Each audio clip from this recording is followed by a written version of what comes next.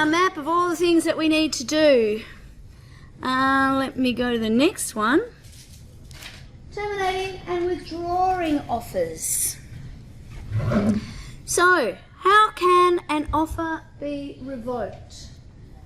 Essentially, it can be revoked in a number of different ways. One is just straight out withdrawal. I did that in a little demonstration of the auction before, starting to get people who are a little bit too serious about building it and thought I actually have to withdraw anything that might even look like an offer. I was the auctioneer, it probably didn't really matter. They weren't being accepted. But you can withdraw an offer at any time. Some offers will lapse over a period of time. I have some ice cream here just behind the counter. If anybody wants to give me $4 for it, they can have it. That offer is necessarily going to lapse in quite a short period of time because the ice cream is likely to melt. Bringing us to another condition. Sometimes we know when an offer is going to lapse. So in a tender situation, for example, it might be that the contract part of it might be that we're prepared to negotiate with people who submit their tenders by a particular point in time, but we don't. If you don't submit by that time, you haven't complied with the rules. So offers won't be accepted, or the ability to negotiate won't happen within that period of time. When you say you can withdraw an offer at any time, if the offer has a condition on it, it's an option. With An option. time frame, so I'll purchase that item within 24 hours. Can I come back to options in a minute, because they're a specific kind of issue. So when there's a condition, an offer can be withdrawn at any time, unless it's been accepted, and that acceptance has been communicated in circumstances where acceptance is needed, so you can withdraw. So basically once it's accepted, it's no longer an offer, we've got an agreement. If there is a condition that's attached, failure of that condition results in the option or the offer not actually really ever being created. So if this building is painted red, I will arrange for my grave plot to be built on the square in front of the building. So I'm offering to purchase, the 8-hour monument to be buried there. It's a really ridiculous analogy. But it's subject to this building being painted red. If that doesn't happen, the offer in fact never really gets created. But I will come specifically to options because they're a little bit tricky. The key way that we often see offers being rejected or being withdrawn is if the offer itself is rejected or a counter offer is made. So I offer to sell this drink bottle to you for $100. Sarah says, no thank you, I might give you 50 cents for it. Then I point out that it's full of gin. She says, okay, $100 is fine, too late. Because she has offered me 50 cents for it, she's rejected the offer, all bets are off, the offer no longer exists. Now I could choose to continue to have that conversation with her, and I could choose to sell it to her at that, but I couldn't be forced to do so. It's not gin, by the way. Gin makes me sad. I would hate to be sad in class. So how are offers terminated? They can be revoked. So in other words, somebody can say, this offer is no longer valid. So subject to some exceptions, an offer can be withdrawn at any time prior to the communication of acceptance. We've just spoken about that. Revocation or withdrawal of an offer is only affected if it's actually being communicated. So just thinking to yourself, yeah, I'm not going to keep that offer open anymore, isn't good enough. You need to communicate that you've withdrawn your offer, you've revoked your offer. A promise to hold an offer open is only binding if consideration is given. So this is where we're talking about an option. So options we often see in real estate terms, but we also see them in finance terms as well. So an option is essentially a binding promise to do something at a future time. So you'll see properties advertised for lease, particularly, what do you call it? Commercial retail properties. You know, on the shop window it'll say 4 by 4 by 4. So a 4-year lease with 3 or 2 subsequent 4-year options. But each of those options need to be paid for separately. It doesn't, and we'll talk about the reasons for this later. You don't have to pay a lot for them. There needs to be consideration in order for the promise to keep an offer open, to be binding. So saying to somebody, and those of you who are in the discussion board might be interested in this, saying to somebody, I'll keep this for you until next week, is only a binding promise if consideration is given for that promise to keep that offer open for a period of time. Offers can also lapse. So this is sometimes where it gets tricky when you're thinking about, well, that offer can't be there anymore. I can't keep that open, but it hasn't been communicated that I can't. So lapsing can help you there. So an offer can lapse if it's not accepted within a specified time. So if you say, even though you might not be able to be held to it, I'll keep the offer open until next Tuesday. Somebody coming back on next Wednesday, you can say, well, actually that offer lapsed. Even though if on Monday you withdrew it, the person could say, but you said you'd hold it open till next Tuesday. Why you need to be held to keep that open? You can't be. You can still, the offer can still lapse in that amount of time. If you haven't specified a time, then it's a reasonable time. And what's a reasonable time? We're going to use an objective test, the same as we've used an objective test last week when we were talking about Carlyle and carbolic smokeball. So what we're doing is thinking about, well, what would a reasonable person having the same information expect in the circumstance? An offer to keep ice cream available for sale in a non-refrigerated environment is likely to lapse very, very quickly. An offer to sell apples at a particular price is likely to lapse more quickly than an offer to sell iron ore at a particular price, because iron ore doesn't rot. Make sense? You happy there? Good.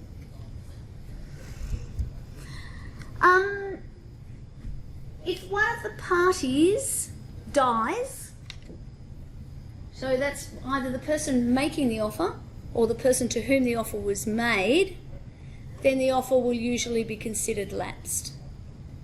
However, there are some exceptions to that. So, for example, in Fong and Chile, the person to whom the offer was made didn't know that the offeror had died at the point that they accepted it. So they accepted before information about the death had happened, and it was held to still be open, to not have lapsed.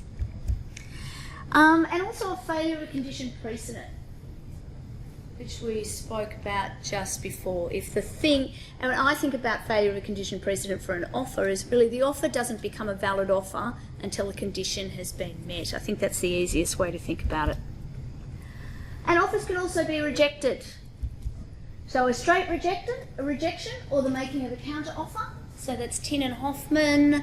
Oh, what's the other case we've got there? Hyde and Wrench. One of the horse cases is used quite regularly there. However, go back to our discussion that we had just at the end of last week when we were looking at supplies of information. That can work both ways as well. So, and Stevenson, Jacques and McLean is a good example of that, where somebody's made an offer in relation to I think this is another horse case. Somebody has, the person to whom the offer is made has then made an inquiry about the extent to which they'd be prepared to negotiate. They're told no, that's an offer, and then the offer is accepted. So So the question became whether that question about would you be prepared to negotiate, is that a rejection? Is that a counter offer? And it was held not to be. It was just an inquiry or a request for further information. Yeah. Oh, sorry? I was wondering how quotes work. What quotes you apply to, say, a car, repair the clutch for 500. Okay, well, let's unpick it. It's a quote. Let's unpick it. So you're going to a car dealer and you're looking at a particular vehicle and you want it in red with particular features and they give you a quote. What is the quote? Is that an offer to sell it to you? Yeah, I'm forgetting your name. Divina. Yeah. So, it's a quote. So it's a quote, so you're saying it's an offer. Yes. So why is it not an invitation to treat? Because they have a price on it. They have put a price on it, and they've also specified the details. At that stage, in order to do it, if they're actually saying, we can do it by this date, I think you're probably right. We've got to look at all of the facts. But if it's a quote within a range, it's probably still, if you want X, we'll see if we can get it. It might take this amount of time or that amount of time. It's probably still an invitation to treat. It really just goes to what the facts are. So in each case, you've got to look at it from the point of view of a reasonable person having the information available to them. So if they are actually guaranteeing in writing that they can supply something, then it is probably an offer. And that happens often. It's actually become an issue a number of times with people buying elite cars, in particular, specialist cars in particular, where they're modified and specced out in a particular way. They've got a very limited audience, so it's at that point that they actually will make the contract before the whole thing is. Or the production is started. But again, depends on the circumstances. Finding a point of acceptance when they can't change the So- price afterwards and say, look, I just quoted you, it's actually this much. Yeah. Well, and that's the thing. It's about looking at exactly what the range is, what the wording is. Okay, so what happens if a condition's not fulfilled? Anything here we have? So Pym and Campbell is the case. So a lot of these things, we see them quite a bit in relation to subject to finance or obtaining finance in particular. So what happens if the condition isn't fulfilled? Then the offer itself may not come alive. Worth looking at the difference to understanding the difference between a condition precedent to the offer, or a condition precedent to the agreement itself, and a condition subsequent. And a condition subsequent is some kind of external event that brings a contract to an end. Where a condition precedent is something that needs to happen or not happen in order for a contract to be created.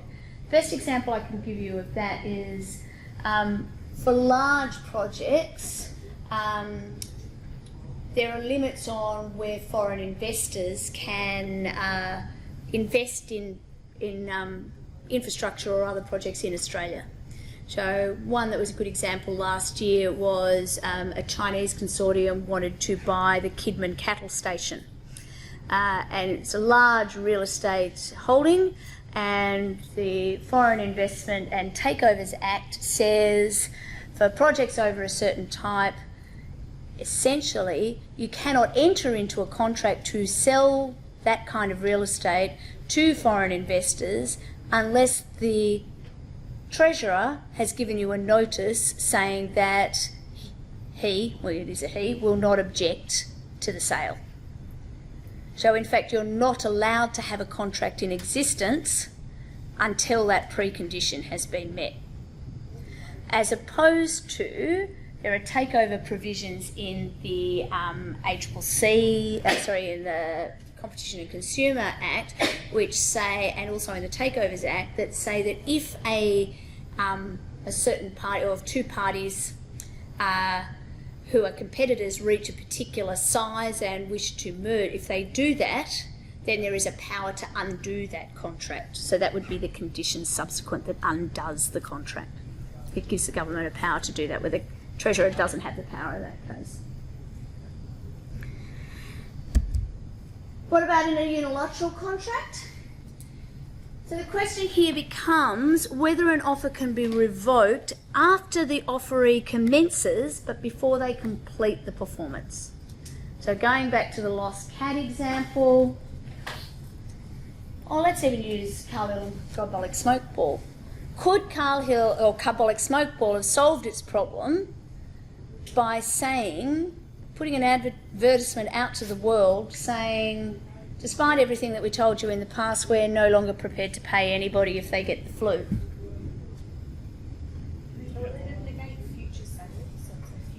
Yeah, it might not have been a commercially smart thing to do. It would negate their future sale. It would, but you know, that's possibly not a bad thing given the product didn't work. It would still apply to the people who had already purchased it and started using it.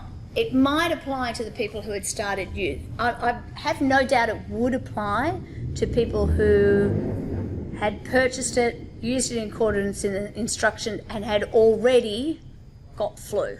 Yeah.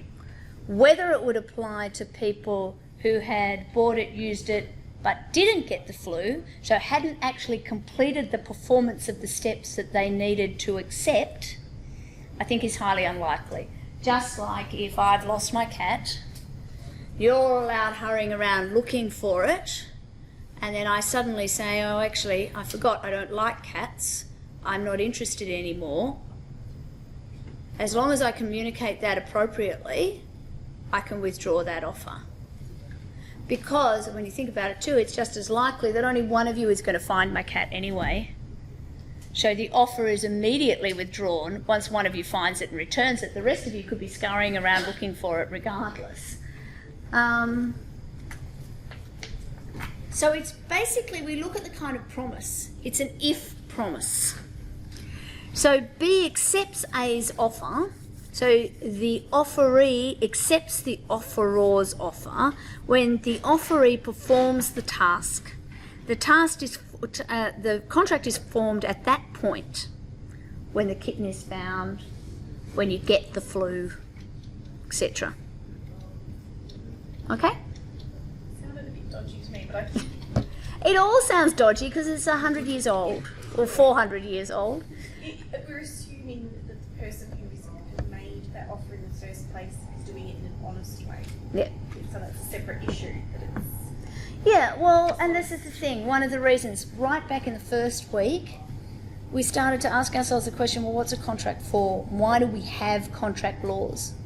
And one of the key reasons for having contract law is so that commercial people can do commercial deals in a consistent way and know how the law is going to be applied.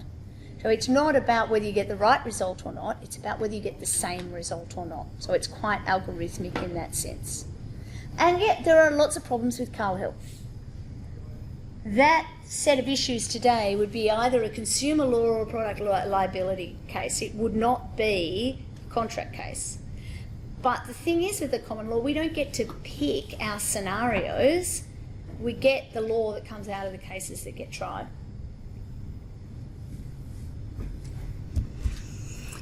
So, we are really going to stretch here. Where do I want to go here? No.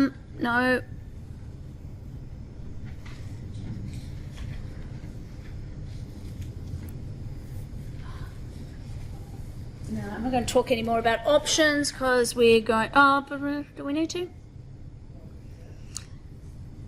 Thinking about options, the thing to remember is the option itself, the promise to hold the offer open, is a separate contract from the contract that is formed when that offer is accepted. Make sense? So we're talking about two different contracts. We're talking about I'm offering to lease you this building. That's contract number one, or contract A, let's call it, because one sounds like it's sequential. But I'm promising to hold the offer to lease you this building open for a week For that to be an enforceable promise, for you to be able to take action against me if I close the offer in a shorter period of time, then that offer itself needs to be capable of acceptance. We need to have a contract. So that's that kind of contract we call an option. And in order for an option to be binding, there needs to be offer and acceptance, consideration, intention to enter into a legal relationship and capacity. I'm just going to zoom out here. Let me have a look. I want to talk about that in the context of this case, though, Mobil Oil, which is in your casebook, takes up a little bit of time. Hopefully you're relatively familiar with the facts. Mobil basically had a meeting with a whole heap of its franchisees. It said to them, we want to put together this Circle of Excellence program. We want to reward people who basically have this jump in their sales. We're looking at it over a particular period of time, but the reward for this is that you will have an extended renewal of your franchise. The representatives acknowledged at the time that this program was introduced that they still had quite a lot of work to do, that they still had a lot of gaps that they needed to fill in, but they'd made a commitment to doing this and the broad brushstrokes were agreed, so these franchisees should start doing these things in this particular different way to uplift their sales, to make these investments, and so that they would get this longer term. So they were looking at increasing their performance by this 90% KPI. Anyway, long story short, 4 years later, Mobil said, oh look, this is all too hard, we're going to withdraw that, we're not planning to go ahead. So those of the franchisees who had been the equivalent of searching for the cat, taking their cold and flu medicine over that period of time, said, hang on, that just doesn't feel fair. They said that there was a breach of Mobil's promise to them that they would hold this offer open, essentially, provide for this program, that if they did what they needed to do, that they could get their franchises extended. So at first instance, Justice Wilcox said that Mobil had made an offer to enter into a unilateral contract, and as a consequence it wasn't entitled to revoke it once the franchisees had started doing what they needed to do. So those who'd achieved a 90% performance target in each year up to the time of the revocation should be treated as if they'd achieved the same in the remaining years, and those franchisees were entitled to performance of the agreement to extend their franchises. So in the first instance, the franchisees were successful. On appeal, however, Mobil argued, well, actually, there was no acceptance because there was no real clear offer to accept in the first place. And even if there was an offer, it was revoked before the earliest time that acceptance could have occurred. It was a 9-year program and we were only 4 years into this program. The franchisees on the other side said, well, actually, we had commenced. We'd set ourselves up to do these things. We'd expended money and effort in doing so. We were following the rules as you saw them. And as a consequence, we've achieved this thing that you wanted us to achieve. They made money out of it too, by the way, which I suspect was relevant. So on appeal, Justices Lockhart, Lindgren and Tamberlin said that there was no legally effective offer made, no implied contract not to revoke the offer because the proposals themselves were too vague and uncertain to be capable of giving rise to a contractual obligation. The words that they used were, we do not accept that there is a universal proposition that an offeror is not at liberty to revoke the offer once the offeree commences or embarks on performance of the sought act of acceptance. So what's the effect or the impact of that? An offer that's made in return for performance of an act is, like any other offer, revocable at any time. So the offeror is only prevented from revoking the offer where there's an implied contract not to revoke or an estoppel. If there is some reason why, even if they have the right to revoke, that they shouldn't be allowed to exercise that right. Here, this is just as much a contract about a case about certainty as it is about offer and acceptance. That part of the reason why there was no estoppel is because there was really no clear offer capable of acceptance. So the franchisees had busied themselves doing what in effect was what they were asked to do, but there was not enough clarity about what they were asked for as well. So you always need to look at all of the relevant facts. So I'm using it as an example here in relation to option and the way that an offer can be withdrawn, but there's an equal argument here that there was no offer capable of being withdrawn anyway because it was too vague and too uncertain. So be careful about that. So no contract in this particular case. Where do I want to go here? Just want to see where I'm up to. Quickly just have a quick look at lapse of offers.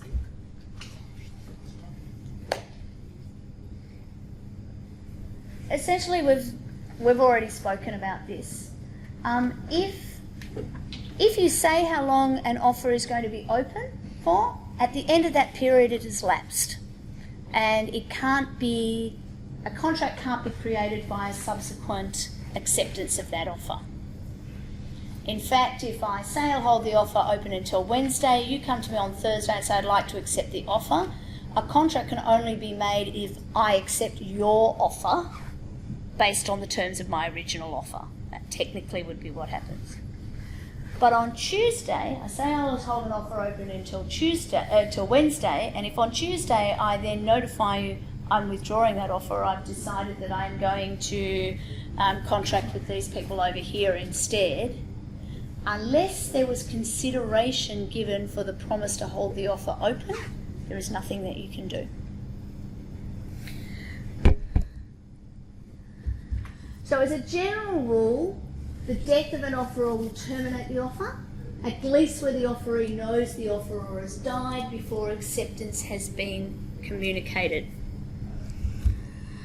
In Fong and Chile, you can't accept after the death of an offeror is known, but acceptance prior to the offeree knowing of the death is okay. Labour and Amico, you can enforce an option exercised after the grantor dies. How does that make sense? So Fong and Chile says it confirms that you can't accept an offer made after the offeror dies unless you didn't know at the time you made the acceptance. Then Labour and Amico says you can enforce an option after the grantor of that option dies. How do they make sense? Well, the person who's made the offer has just stipulated that the offer will be open. Yeah, it's a contract. Terms. An option is actually a contract. So the estate, so you've got a binding requirement to keep the subject matter of the option open. So the property available that's the subject of the option. So the contract itself can continue after the life of the parties. So the contracts don't die when their parties die. If I'm a party to a contract and I die, my estate remains party to that contract going forward. And so if I have granted Jack an option, he can still exercise that option after my death. So if he has an option to lease the premises, he can exercise that. But if I've just offered to lease the premises, I hit my mortal coil, he comes in ready to sign the document, too late, because the offer has lapsed with my death, but the option doesn't. Alright, I'm not going to go through those failure of condition pieces because we've got there. We're at 8:02 and I'm going to start talking about acceptance. Before I do that,